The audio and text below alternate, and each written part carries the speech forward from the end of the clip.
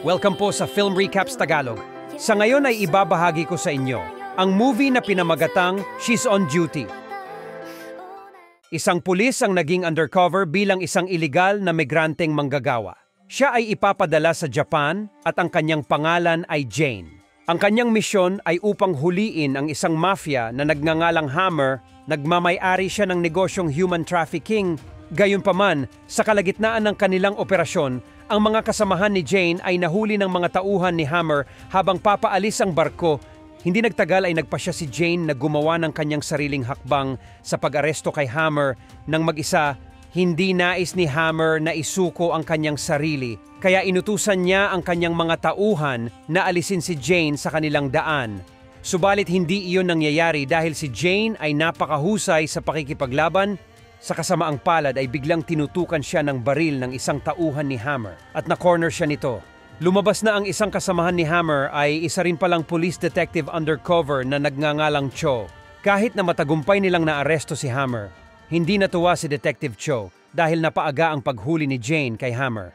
Ang plano ni Detective Cho ay dapat arestuhin si Hammer sa sandaling nakipagkita ito sa kanyang boss dahil ang kanyang boss ay tinatarget din ng mga pulis. Gayunpaman, iniisip pa rin ni Jane na wala siyang ginawang mali dahil walang sino mang nagsabi sa kanya tungkol sa planong iyon. Sa kabilang banda, pinaplano ng pulisya na arestuhin ang isang Korean mafia na nagngangalang Young Jae at ang kanyang dating big boss na nagngangalang Bai. Sila ay magkasosyo, ngunit ito ay nagtapos mula nang nagpasya si Young Jae na magsisi at pumayag na isuko ang sarili sa pulisya. Bukod dito, handa ring tumistigo si Young Jae laban kay Bai kapalit ng kalayaan. Gayunpaman, nang samahan siya ng mga pulis, inatake siya ng mga tauhan ni Bai sa kanilang sinasakyan. Bukod dito, handa ring tumistigo si Young Jae laban kay Bai kapalit ng kalayaan. Siya ay nagtatago sa isang lugar ngayon at kailangang mahanap siya ng mga pulis dahil kailangan ang kanyang testimonya bilang ebidensya para madakip si Bai. Plano ng mga pulis na hanapin si Young Jae sa pamamagitan ng kanyang nag-iisang anak na babae na nagngangalang Seung Hee. Itatalaga nila si Jane na mag-aaral sa high school at susubukan niyang makakuha ng impormasyon mula sa kanya. Tumanggi si Jane noong una dahil ayaw niya sa paaralan. Dahil walang ibang angkop para sa misyon na ito, ay hindi na rin siya nakatanggi. Sa wakas ay ipinadala si Jane sa paaralan sa pamamagitan ng kanyang tiyuhin na nagtatrabaho rin bilang isang pulis na ang pangalan ay Park. Nagpakilala siya sa harap ng klase, ngunit ang paraan na kanyang ginagawa ay masyadong formal tulad ng pagpapakilala ng mga police officer. Ginawa iyon ng kanyang mga kaklase na biro at sinimulan siyang bulihin. Hindi ito pinapansin ni Jane noong una, ngunit nang naisip niyang sumusubra na sila, binugbog niya ang mga bully. At mula noon, siya ay kinatatakutan. Bukod dito, binayaran siya ng isa sa kanyang mayamang kaklase para maging kanyang bodyguard. Sa lunch break, agad na sinimulan ni Jane ang kanyang misyon na lapitan ang kanyang target na si Seung Hee. Ngunit lumalabas na si Seung Hee ay isang antisocial. At mas lalong nagpapahirap sa misyon ni Jane, biglang lumapit sa kanya ang isang lalaki na nagngangalang Young. Sinabi niya kay Jane na bagong estudyante din siya at sila ay magkaklase. Kahit na high school student pa lang si Young ay mukhang nabighani na si Jane sa kanyang kagwapuhan. Sa unang araw ni Jane sa paaralan, tinawag siya ng guro para mag-solve ng isang math problem sa harap ng klase. Ito ay dahil nakatala na siya ang top student sa dati niyang paaralan, ngunit lumalabas na hindi gusto ni Jane ang math subject. Buti na lang at nakaligtas siya ng tumunog ang kampana ng paaralan. Pagkatapos ng klase ay dinala si Jane ng kanyang kasamahan sa kanyang magiging apartment. Ang kanyang apartment ay nasa tapat ng apartment ni Seung Hee, kaya maaari niya itong masubaybayan sa lahat ng oras.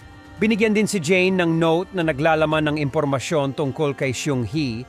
Sa gabi, nang binabasa niya ang note na iyon, sumulpot si Young sa kanyang harapan at nagulat siya. Nakatira si Young sa katabing kwarto ni Jane.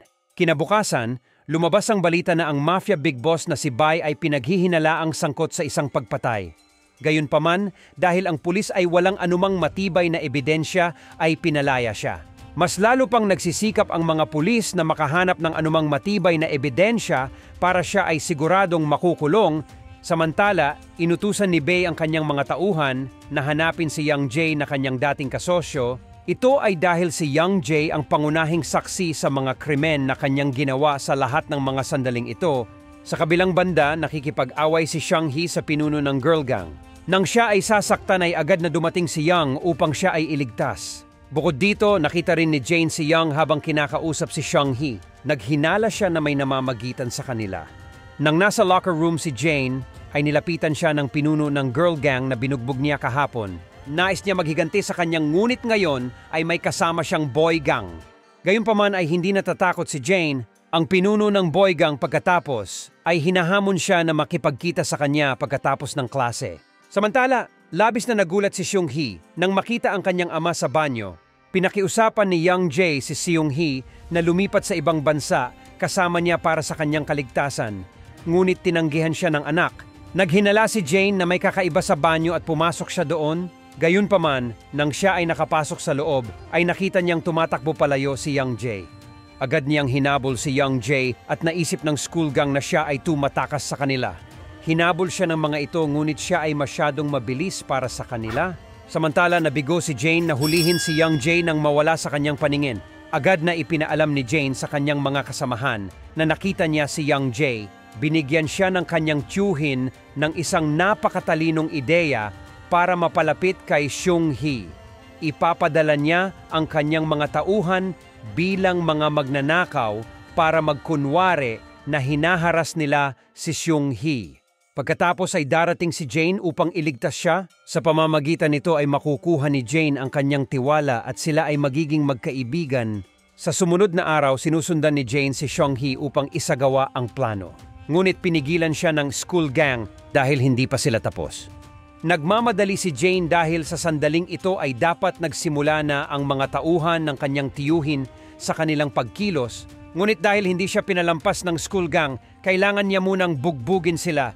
Dahil dito, si Jane ay hindi nakarating sa tamang oras. Nagulat siya nang makita si Young na nakikipaglaban sa mga tauhan ng kanyang tiyuhin. Ginagawa itong ganap na kabiguan ng kanilang plano. Gayunpaman, sa laban na iyon ay nagkaroon ng injury sa paa si Young at tinulungan siya ni Jane na mabigyan ng first aid. Habang ginagawa iyon ay napagtanto ni Jane na nasira ang relo ni Young. Sa gabi ay hindi mapigilan ni Jane na isipin kung gaano kaastig si Young. Biglang dumating si Young sa kanyang kwarto at ikinagulat ito ni Jane pero nauwi sa halikan. Sa kasamaang palad, ito pala ay panaginip lang niya. Kinabukasan ay nagulat si Jane nang malaman niyang naging undercover din si Detective Cho bilang guro sa paaralang iyon. Nagrereklamo siya sa kanyang tiyuhin dahil ayaw niyang makagambala si Detective Cho sa kanyang misyon. Gayunpaman, walang magawa ang kanyang tiyuhin dahil si Detective Cho ay itinalaga ng kanyang superior. Samantala, nakita ng mayamang kaklase ni Jane na binigyan si Jane ng pera ng isang lalaki sa loob ng kotse. Hindi alam ng kanyang kaklase na tiyuhin ni Jane ang lalaki. Pinaghihinalaan niya na si Jane ay nagtatrabaho bilang isang prostitute. Mabilis na kumalat ang chismis sa paaralan at dahil dito ay iniiwasan siya ng mga kaklase. Naawa si Xiong-hee kay Jane dahil wala na siyang kaibigan katulad niya. Sa wakas ay hiniling niya kay Jane na maging kaibigan niya. Si Jane ay napakasaya dahil isang hakbang na lang ay mas mapapalapit na siya sa kanyang layunin. Sa maikling kwento, magkakaroon ng math exam si Jane at siya ay nagpanic. Buti na lang ay mayroon ng guro na inupahan ng kanyang tiyuhin na may iba't ibang specialty para tulungan siya. Sa una ay naging maayos ang lahat. Ngunit sa huli ay nahuli si Jane at dinala sa silid ng guro upang gawing simple. Sa wakas ay umamin sila ng kanyang tiyuhin na sila ay mga pulis. Pagsapit ng gabi ay nagulat si Xiong-hee matapos makita ang isang sulat sa kanyang mesa. Lumalabas na ito ay mula sa kanyang ama na nagsasabi na siya ay aalis ng Korea at hindi na babalik. Nagpasya ang malungkot na si Seung-hee na pumunta sa silid ni Jane upang pasayahin ang sarili. Nang makita ni Jane na umiiyak ang kanyang kaibigan, inaalon niya ito hanggang sa ibinahagi sa kanya ni Xiong-hee ang lahat. At sa wakas ay nalaman ni Jane na sa susunod na araw ay nasa airport na ang kanyang amang si Young Jae. Kinabukasan, si Jane at ang kanyang mga kasamahan ay dumating at nakahanda na sa airport. Nang simulan nila ang kanilang misyon, nagpakita ang mga tauhan ni Bai at hinabol din si Young Jae hanggang sa na-corner nila ito. Biglang dumating ang isang misteryosong lalaki sakay ng motorbike para akitin ang kanilang atensyon. Sinamantala ni Young Jae ang sitwasyon para makatakas. Bago makatakas ang misteryosong lalaki, ay nahulog siya at nalaglag ang kanyang relo. Ang relong iyon ay nagpapaalala kay Jane sa sirang relo ni Young at ngayon ay pinaghihinalaan niya ito. Nang sila ay nagkita, tinanong ni Jane si Young tungkol sa kanyang relo. Ngunit itinanggi ito ng binata. Sa kabilang banda, hiniling ni Jane sa kanyang kasamahan na si Detective Kang na kumuha ng anumang impormasyon tungkol kay Young. Lumalabas na naging undercover din pala si Young bilang isang high school student. Siya pala ay tauhan ni Young Jae na inutusang protektahan si Seung Hee. Samantala, sa wakas ay ipinagtapat ni Jane kay Seung Hee na siya ay isang pulis na nasa isang misyon para hanapin at arestuhin ang kanyang ama. Bilang resulta ay nadismaya si Seung Hee kay Jane. Isang gabi ay nakatanggap si Jane ng balita na ang kanyang tiyuhin ay sinaksak ng isang tao. Nagmadali siyang pumunta sa ospital at sinabi sa kanya ng doktor na ang kanyang tiyuhin ay nasa kritikal na kondisyon. Mula sa ospital ay hinatid sila ni Detective Kang papunta sa istasyon ng pulisya. Ngayon ay doon muna titira si Seung Hee para sa kanyang kaligtasan. Ngunit ang kanilang sinasakyan ay biglang sinalakay ng mga tauhan ni Bai. Lumalabas na pinagtaksilan sila ni Detective Kang dahil kailangan niya ng maraming pera para sa pagpapagamot ng kanyang asawa. Lumaban si Jane ngunit napigilan siya ng mga tauhan ni Bai. At pagkatapos ay dinala si Seung Hee sa kanilang headquarters. Inaasahan nilang pupunta si Young Jae sa kanilang headquarters. Matapos malaman na ang kanyang anak ay dinukot, agad siyang dumating sa headquarters ni Bai. Tuwang-tuwa si Bai at hinahamon niya si Young Jae para sa isang tunggalian. Kung manalo si Young Jae ay ibibigay ni Bai sa kanya ang lahat ng kanyang ari-arian. Kapag natalo naman siya ay kukunin ni Bai ang kanyang anak na babae. Samantala, biglang dumating si Young upang iligtas si Jane. Pagkatapos ay sumugod sila sa headquarters ni Bai upang iligtas sina Young Jae at Seung Hee. Ang eksena ay bumalik sa tunggalian ni na Young Jae at Bai. Noong una ay nagawa ni Young Jae na pabagsakin si Bai, ngunit binaril siya ng tauhan ni Bai sa binti ng may lason na karayom at ito ay nagpapahina sa kanya. Sinamantala ni Bai ang pagkakataon na bugbugin at saksakin sa tiyan si Young Jae at si Young Jae ay natalo sa tunggalian. Di nagtagal ay dumating sina Jane at Young sa lugar. Dahil tumatakas si Bai ay nagpasya silang maghiwalay. Hinabol ni Jane si Bai habang si Young ay nagpatuloy sa pakikipaglaban sa mga tauhan ni Bai.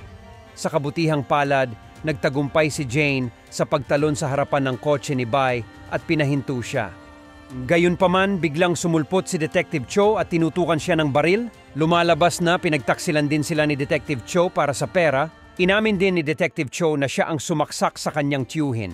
Nang marinig ito, labis na nagalit si Jane at agad siyang binugbog. Sa kabilang banda, patuloy na nakikipaglaban si Young para protektahan sina Seung Hee at Young Jae. Sa kabutihang palad ay matagumpay niyang napabagsak ang lahat ng mga tauhan ni Bai. Sa huling eksena ng pelikula, sina Detective Cho at Detective Kang ay inaresto. Himalang maililigtas pa rin ang buhay ni Young Jae. Ang isa pang magandang balita ay nalampasan ng tiyuhin ni Jane ang kanyang kritikal na kondisyon at nagsisimula ng gumaling sa ospital. Labis ang kasiyahan ni Jane dahil matagumpay ang kanyang misyon at walang sino mang namatay. Makalipas ang ilang buwan, hinahabol ni Jane ang kanilang sumunod na target. Tinulungan siya ni Young at si Jane ay nagulat nang makita ito dahil matagal na silang hindi nagkita. Napansin ni Young na suot ni Jane ang kanyang nasirang relo kaya't napagtanto niya na pareho silang umiibig sa isa't isa. At dito na nagtatapos ang palabas. Kung nagustuhan niyo ang kwento ay mag-like at mag-subscribe para ma-notify kayo sa susunod nating upload. Maraming salamat!